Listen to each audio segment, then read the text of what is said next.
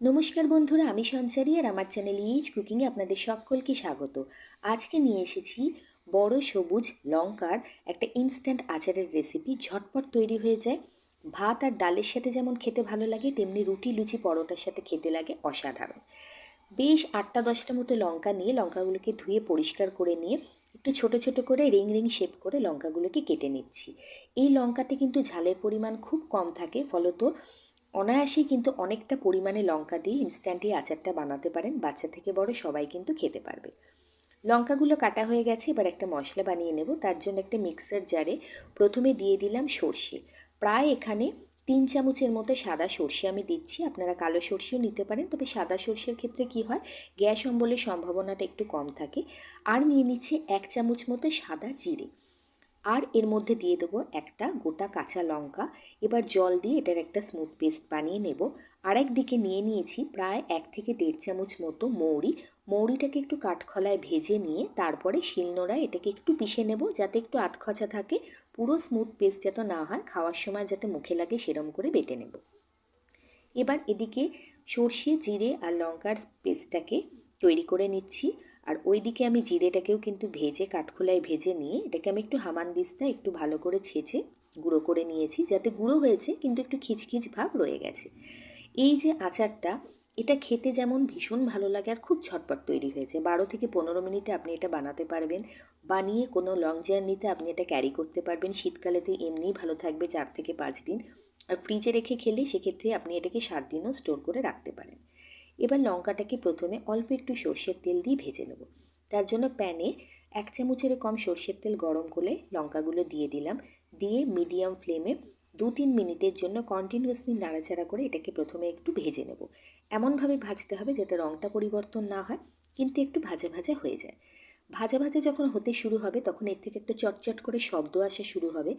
আর এর গায়ে একটা হালকা সাদা কোটিং আসতে শুরু করবে। তখনই কিন্তু এটাকে প্যান থেকে নামিয়ে নিতে হবে। এই আচারটা অনেকে অনেকভাবেই বানান। আপনারা এটাকে ইনস্ট্যান্ট এইভাবে, আমি যেমন রান্না করে বানাচ্ছি সেভাবে বানাতে পারেন। আবার অনেকে তেলে দিয়েও কিন্তু বানান, তেলের মধ্যে ডুবিয়ে রেখে, বা মাঝখান থেকে চিড়ে ভেতরে স্টাফিং দিয়ে বানান। অনেকভাবেই কিন্তু আচারটা বানানো যায়। আমার কাছে মনে হয় এই পদ্ধতিতে আচারটা বানানো ভীষণ সহজ আর ভীষণ অল্প সময় হয়ে যায়। সেই জন্য আমি এইভাবেই বানাচ্ছি, সেটাই আপনাদের সাথে শেয়ার করছি। প্যান থেকে লঙ্কাটা তুলে নেওয়ার পরে সামান্য আর একটু সর্ষের তেল দিয়ে এর মধ্যে ফোড়ন হিসেবে দিয়ে দিলাম অল্প একটু সাদা জিরে আর অল্প একটু কালো জিরে। সাথে দিয়ে দিচ্ছি 1 চুটকি লাল লঙ্কার গুঁড়ো, 1 চুটকি হলুদের গুঁড়ো। এইভাবে অল্প গরম তেলে যদি এই হলুদ আর লঙ্কার গুঁড়ো দিয়ে নাড়িয়ে নেওয়া যায়, তাহলে রান্নার রঙটা খুব ভালো আসে। সব কিছু নাড়িয়ে মিক্স করে নেওয়ার পরে যে মশলাটা বেটে রেখেছিলাম জিরে, লঙ্কা আর সর্ষে বাটায়, সেই মিশ্রণটা এখানে অ্যাড করলাম। করে সেটাকেও ভালো করে নাড়াচাড়া করে নেব যতক্ষণ না ভালো মতো ভাজা ভাজা হয়ে যায়। শীতকালে কিন্তু এই বড় সবুজ ফোলা লঙ্কাগুলো অনেক পাওয়া যায় মার্কেটে। কখনো ভরসা করে ট্রাই না করলে আমি বলবো নির্দ্বিধায় ব্যবহার করতে পারেন, কারণ এতে ঝালের পরিমাণ নেই বললেই চলে, কিন্তু গন্ধটা ভীষণ ভালো হয়। তো সেই জন্যে এইভাবে ইনস্ট্যান্ট আচার একবার বানিয়ে দেখতে পারেন, একটুও কিন্তু নিরাশ হবেন না। এই মশলা বাটাটার মধ্যে যখন ভাজা হচ্ছে বাটাটা, তখন আমি দিয়ে দিলাম সামান্য একটুখানি ধনের গুঁড়ো, আর দিয়ে দিচ্ছি যে মৌরিটাকে আধখাঁচা করে ভেঙে রেখেছিলাম সেইটা। জিরের গুঁড়ো এখানে ব্যবহার করব না, যেহেতু বাটাটার মধ্যেই আমি জিরে ব্যবহার করেছি। এবার মশলাটা বেশ শুকনো শুকনো হয়ে এসছে, অল্প অল্প তেলও ছেড়ে দিয়েছে।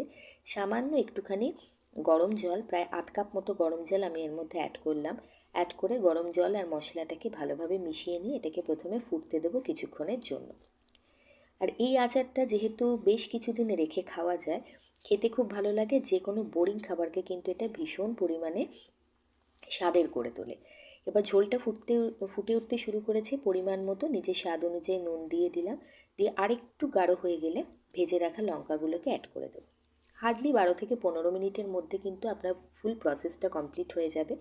সেই জন্য একবার অনুরোধ করব, এটা অবশ্যই বাড়িতে বানিয়ে একবার খাবেন, খেতে খুব ভালো লাগবে, সবাই খেতে পারবে।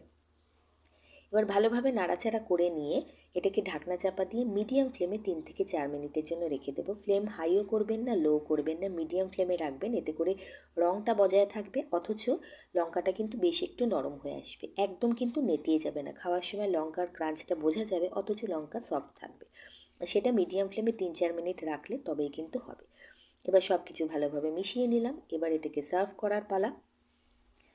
আলাদা করে ঝাল দেওয়ার দরকার নেই, কারণ এর মধ্যে হালকা ঝাল থাকে, সেটাতেই এটা ঝাল ঝাল লাগবে। এবার সার্ভ করে দিন গরমা গরম ভাত ডালের সাথে বা রুটি পরোটার সাথে। খেতে লাগে দুর্দান্ত, বানানো ভীষণ সহজ, খুব ঝটপট রেসিপি। যদি ভালো লাগে বন্ধু হয়ে পাশে থাকবেন, রেসিপিটা শেয়ার করবেন, আর ভালো লাগলে কেমন লাগলো জানাবেন। ধন্যবাদ।